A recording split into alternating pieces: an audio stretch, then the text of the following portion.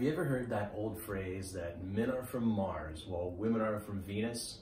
That's actually the title of a book that was written a few decades ago that basically said that men and women might as well have been created on totally different planets because they're just fundamentally so different.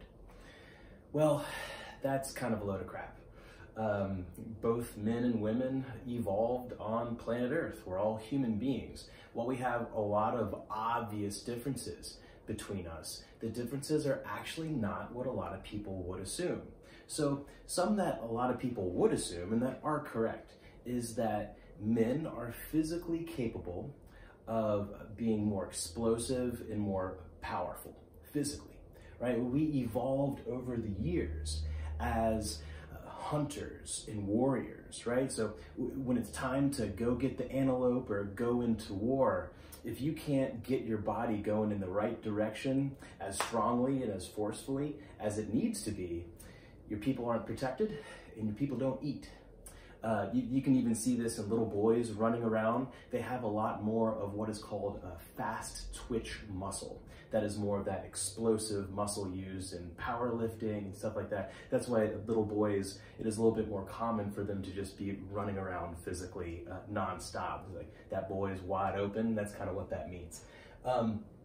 So that is one difference that is very established, that is very different between men and women. And part of that very polarized argument that everybody is so the same, that there are no differences, that's a load of crap too, right? Men are physically more powerful and more explosive.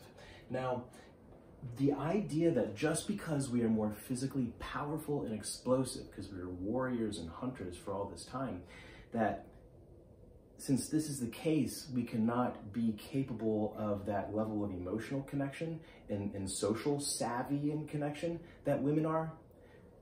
That is a load of crap. Now, we are out there through the years hunting and fighting because women had the really important job of creating human life in their wombs, being pregnant. They couldn't be disrupted physically. A man, we could be replaced, and we were. However, those of us that were strong enough and fast enough and powerful enough, we had more kids, and our kids were that same way, and this is why men physically are a bit different. Now, from the emotional side, we have just the same love and belonging needs as women have, and actually, we are more sensitive, if you will, to psychological distress impacting our level of physical arousal. Right? Kind of how pumped up we can get. This is also called the parasympathetic nervous system that is stimulated by this long phrase, the hypothalamic pituitary adrenal axis. We're not going to worry about that. You don't need to worry about that. We're just going to call it the HPA axis. This gets the parasympathetic nervous system all fired up. It dumps cortisol and epinephrine in our bloodstream, and it goes, ah, right? Like hype music. Like really hard-hitting hip-hop beats, or like really heavy rock and roll stuff that you see younger men going to. I mean, that is literally what you're seeing. You're seeing thousands and thousands of years of when the antelope are herding and when the neighboring tribe is coming, you better get pumped up, and you better get ready to be physical really, really quick. And in the meantime, socially and culturally, society lies to us, tricks us and tells us that we are not emotional and we're not capable of doing that stuff. It doesn't teach us and give us spaces to explore a full range of emotional intelligence.